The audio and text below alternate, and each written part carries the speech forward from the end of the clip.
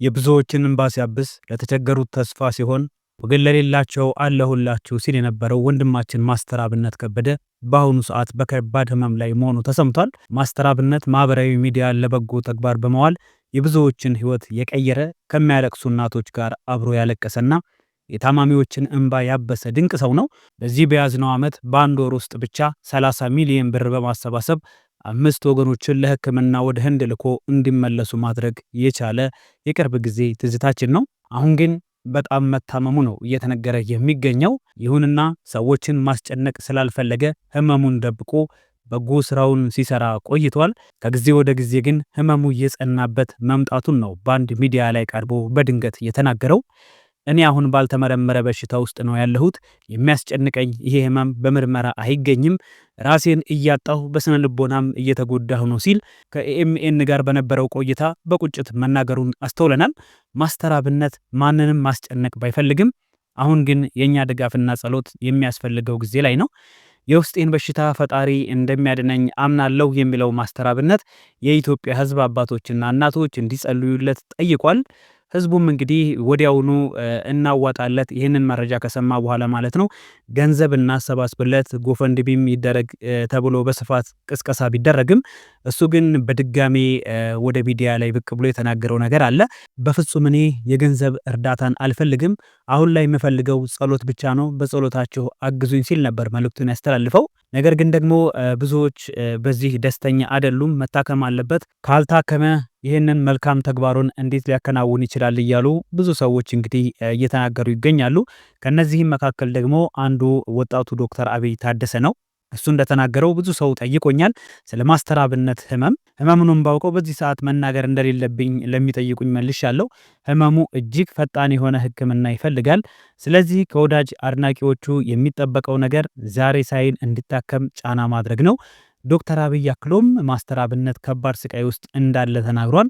ወንድማችንን እንዳናጣው ቅድሚያ ለጤናው እንዲሰጥ ጫና እንድናሳድርበት አደራ ብሎናል። ዶክተር አብይ ብቻ አይደለም እንግዲህ በማስተር አብነት ህክምና ዙሪያ ላይ አስተያየታቸውን የሰጡ ብዙ አሉ። እኛም የምንለው መታከም አለበት። ስለዚህ አሁን ላይ እየተደረገውም ያለው እንቅስቃሴ ይህንን ያሳያል ማለት ነው።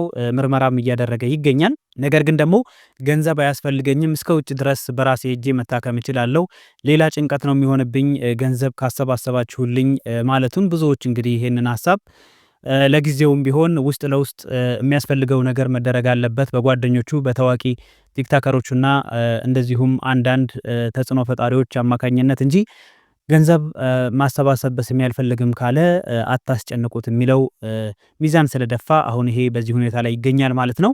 እንግዲህ በጣም የሚገርመው የማስተር አብነት ጉዳይ በተለያዩ የሶሻል ሚዲያዎች ላይ ሪከርዶችን የሚሰባብር ወጣት ነውና በቲክቶክ ላይ እንኳን ከ5.1 ሚሊዮን ተከታይ በላይ በመግባት በሀገራችን ግንባር ቀደሙ ፎሎወር ያገኘ አድርጎታል ማለት ነው።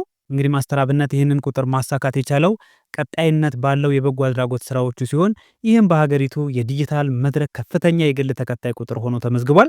ተደራሽነቱን በከፍተኛ ፍጥነት እያሳደገ የመጣው ማስተር አብነት በተለይም በወጣቱ ማህበረሰብ ዘንድ የእሱን አርአያ የሚከተሉ በጎ አድራጊዎች እንዲበራከቱ ትልቅ ተጽዕኖ መፍጠሩን ተመልክቷል።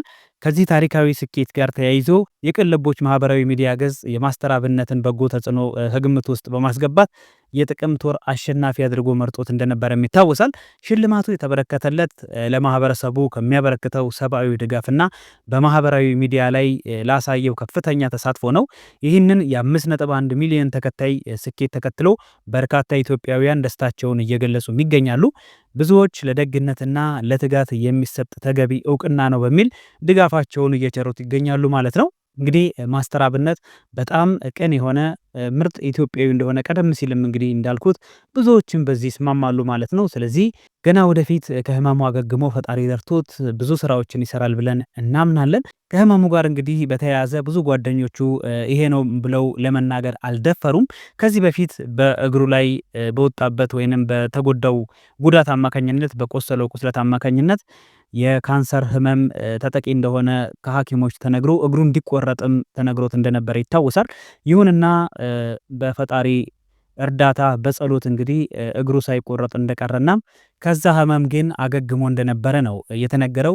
ከዛ በኋላ ግን ብዙዎች እያሉ ያሉት ምንድነው ለረጅም ጊዜ እረፍት ባለማድረግ የመጣ ህመም ከጭንቀት ጋር ተያይዞ ትንሽ ደግሞ የሚውልባቸው ቦታዎች በጣም የተጎዱ ሰዎችን እያገኘ እነሱን ኢንተርቪው እያደረገ በሚጠይቅበት ሰዓት የስነ ልቦና ችግር እንደገጠመውና ትንሽ የስብራት ጉዳቱም ከፍ ያለ እንደሆነ ነው የተነገረው ማለት ነው ከዚህ በፊት።